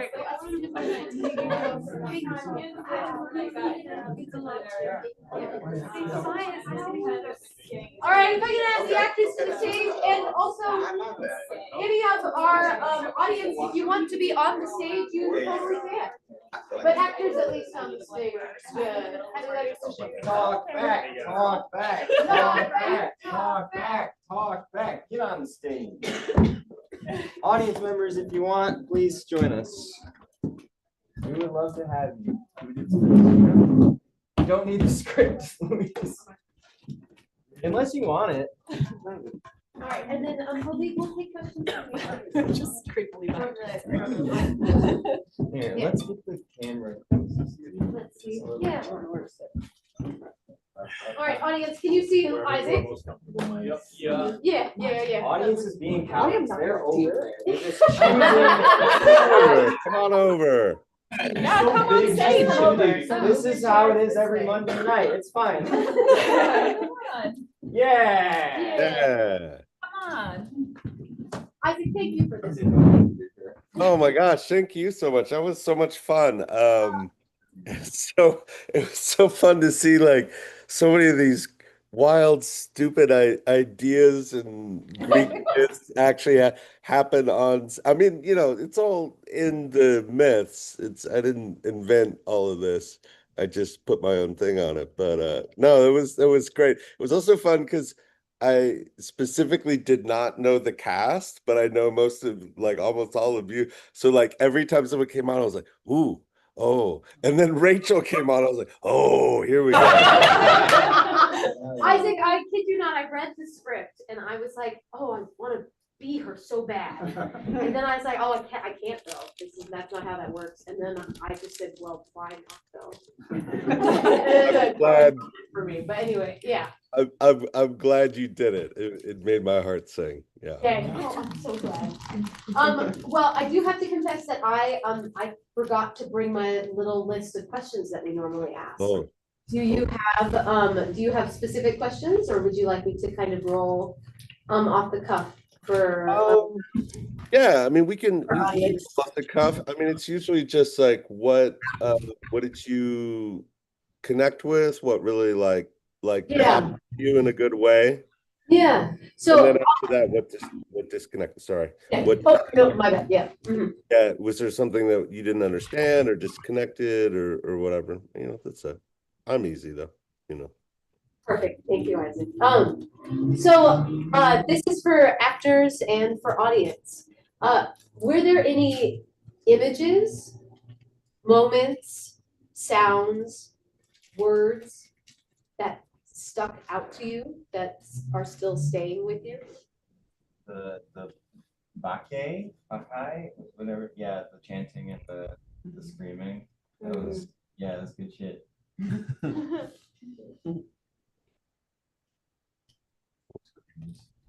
Screams. Very good. You did so good. First character, I think in the script it says like there's actual flesh being thrown on the stage, and then Nicole, like her character goes in, and then there's more. Like, I want to see that. That's very horror movie of just like a splatter of blood all over somebody. Yeah. The dancing Yeah, the dancing. Mhm. really stood out. Mhm. The attitude, the sass was real good. Wait, I didn't hear that. What was that? The dancing. The dancing, the The dance. attitude, sass of the character. Sassy. Feminine. Yes, yes, yes. I love that. Mhm. Looks like guttural sounds too. Yeah, yeah. Was there anything that you wanted more of? Their relationship between Carrie and Big T. Yeah, more development. Yeah. Was there anything you wanted less of? Character narration, like telling about things rather than being in the moment doing the things. I think the screaming girl character in the beginning was a little confusing as to like what her role was within that for me personally, but Yeah. Any other moments that were like that, were confusing? I was a little confused by the scene where Ari was being enchanted, and then Big T King kept coming back, giving a speech, leaving and coming back, and then leaving and coming back. Yeah. I thought that was a bit much. It's a very technical scene. Yeah, yeah, for sure. I also just didn't listen to anything you said because Dionysus He was was being absurd. spanking all it the too. time. Yeah. Dionysus was like a black hole for my attention. Yeah, it's just, yeah. It's like rusting. Yeah. Wild. I think that had we had maybe more time to do some staging, if I were to direct it again, I would try to make the randomness of Dionysus fit the particular kind of dickishness that Big T was highlighting. Because he had different versions of telling the story, which we got to see throughout that scene. Right, to suit essentially, like, it is the way I see it, it's a growth of Big T from, oh, I just became the hero, I accomplished my destiny, to now I'm like really like I'm enjoying it in all of these different ways. I'm milking it for all it's worth until I can't milk it anymore. I need to go and do Brokeback Mountain, you know. I think there's a real opportunity there to kind of have a dialogue between Big T and Dionysus, but where like Big T is kind of getting affected by what Dionysus is doing in that moment.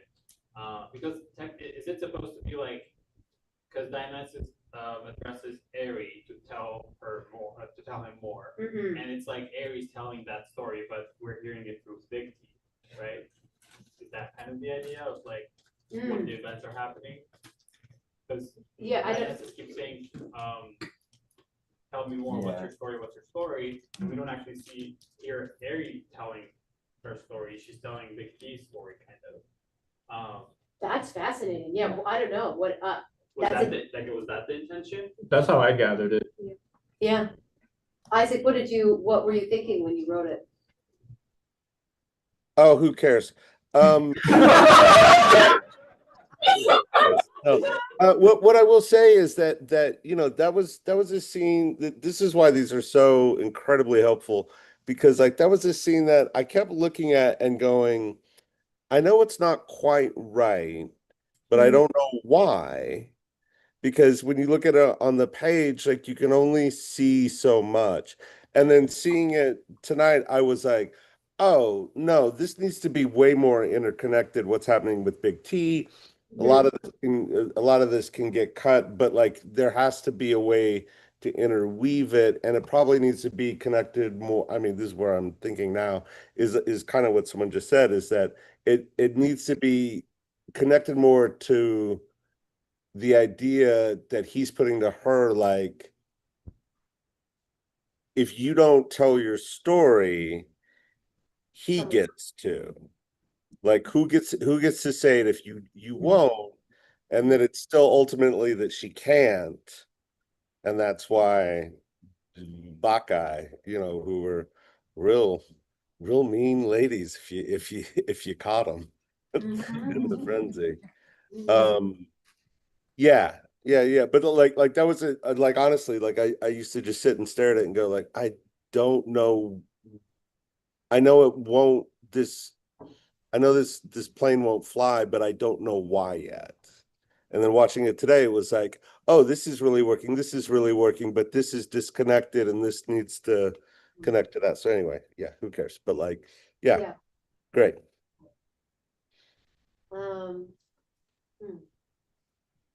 I had one more.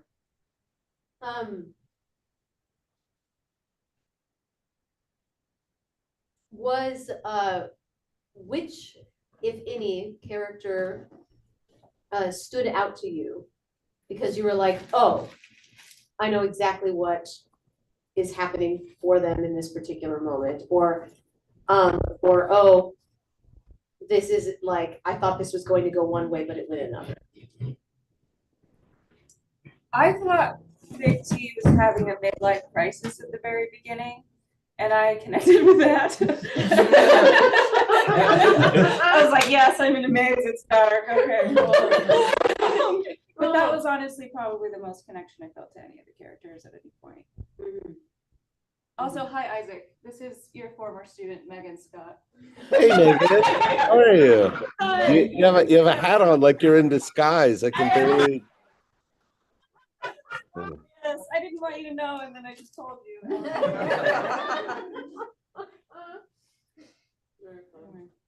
That's what I got. Do we have any? I feel like your character you play, Rachel, was, I didn't expect that. And they was talking about the dominatrix boots, and then you came out with your whip and all that. I was like, okay, totally different. Yeah, but I thought the character was big.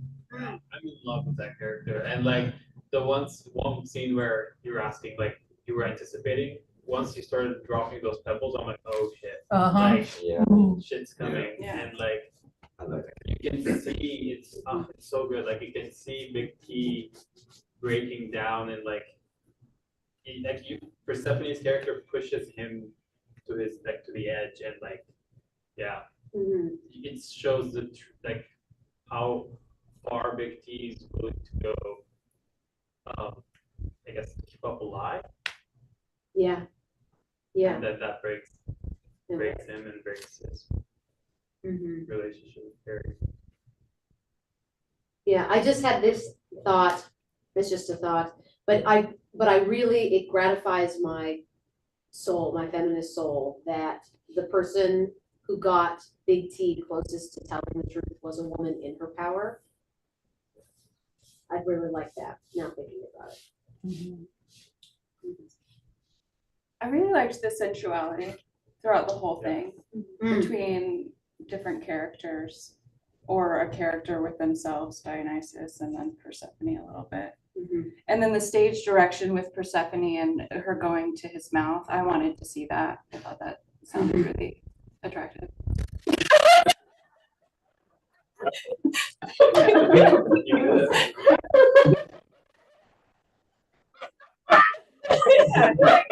What?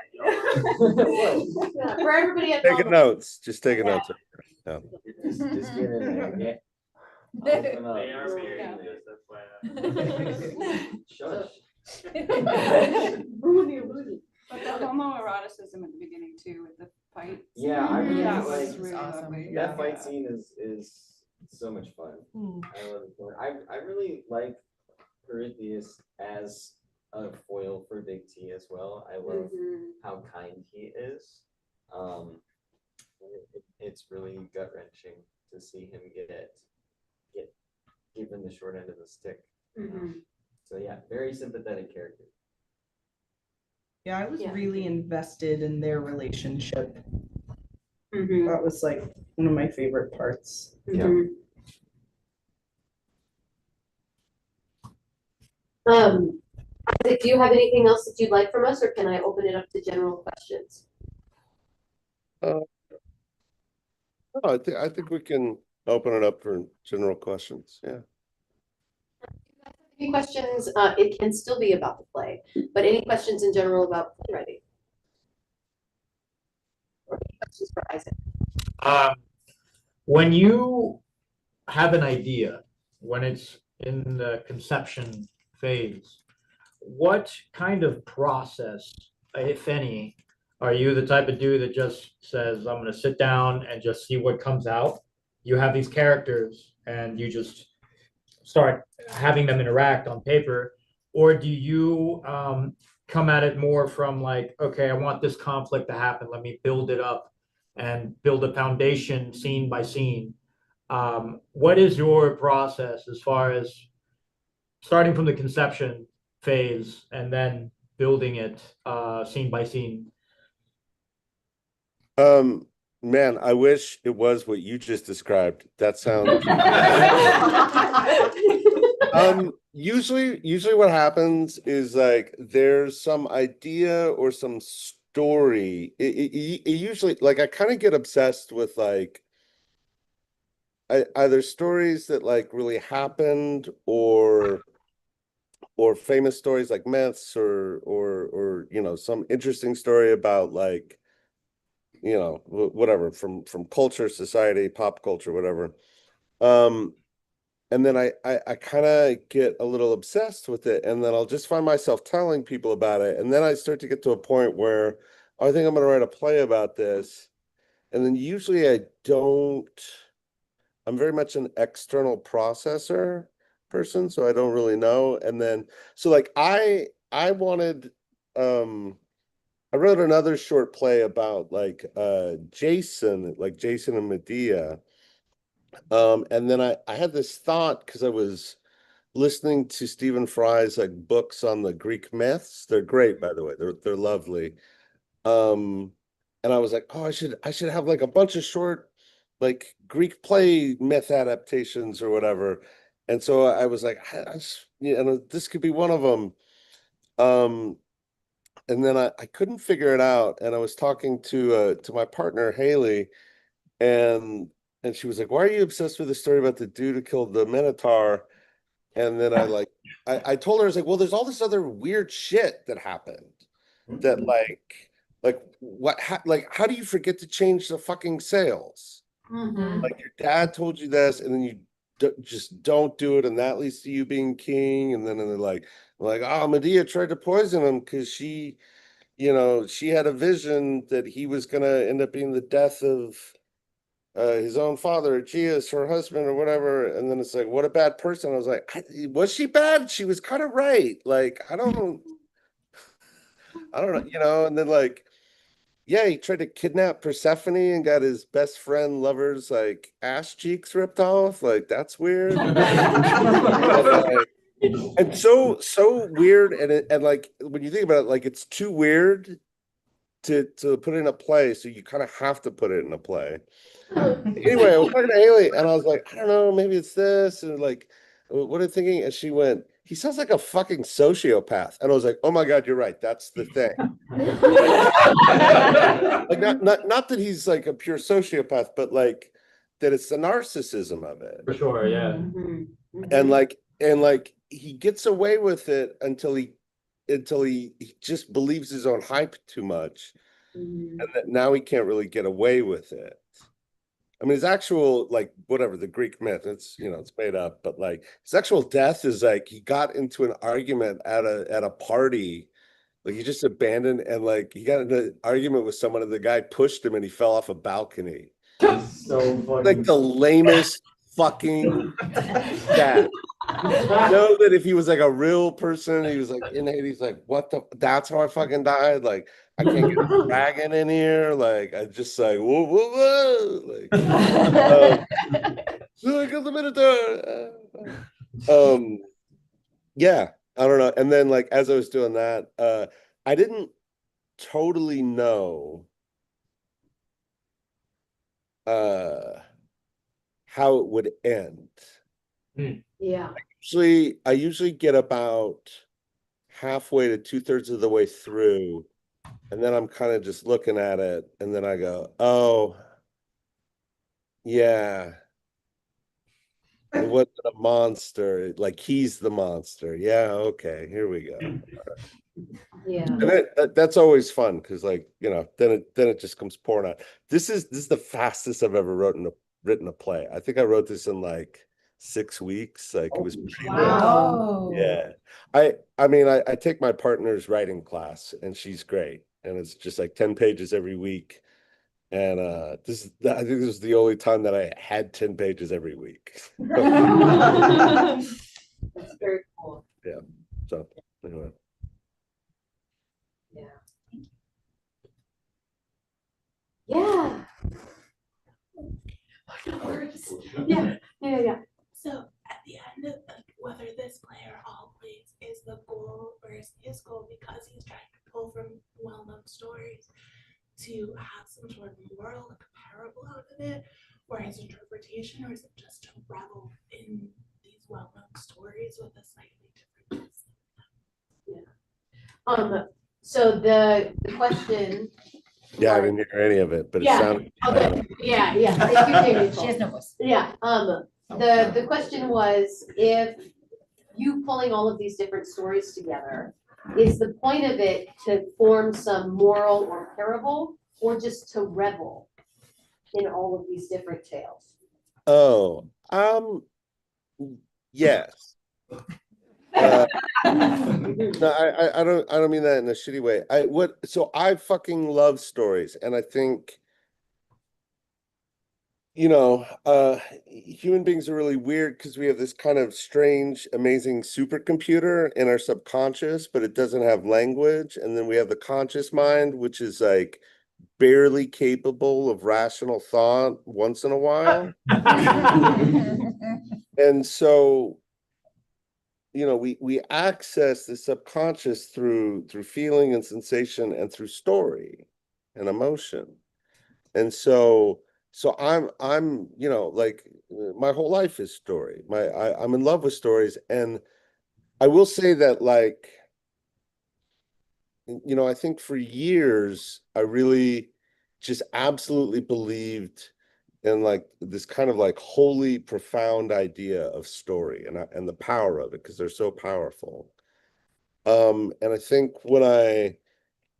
in the period when I was writing this, I think it was actually very angry at a lot of things in the world because I never really wanted to admit it, but I think I've just been sort of forced and confronted with the fact that, like, stories can be used for evil. And like that sounds so basic or whatever, but like there was just a childlike part of me that didn't want to buy into that. And I had to really confront the fact that, like, no, there are people out there that like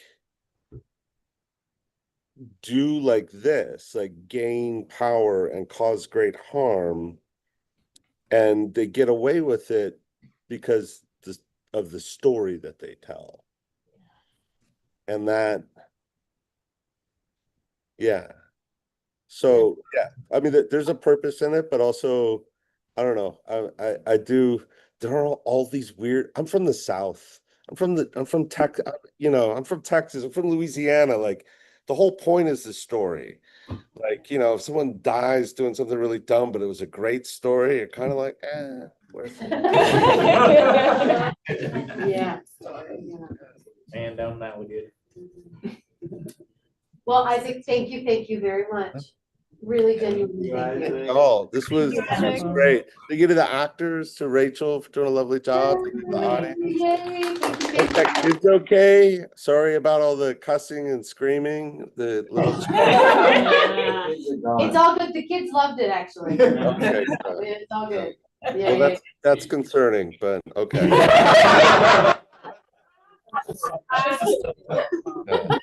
You know. All right. Thank you very much. Thank you. Wait, we didn't have any questions from the audience that we missed, did we? Great. Thank you very much. We'll see you next time in October. In October. Okay. In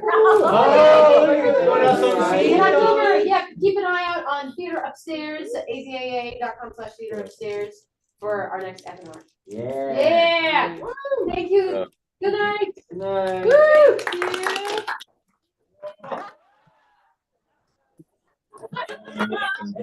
That's awesome.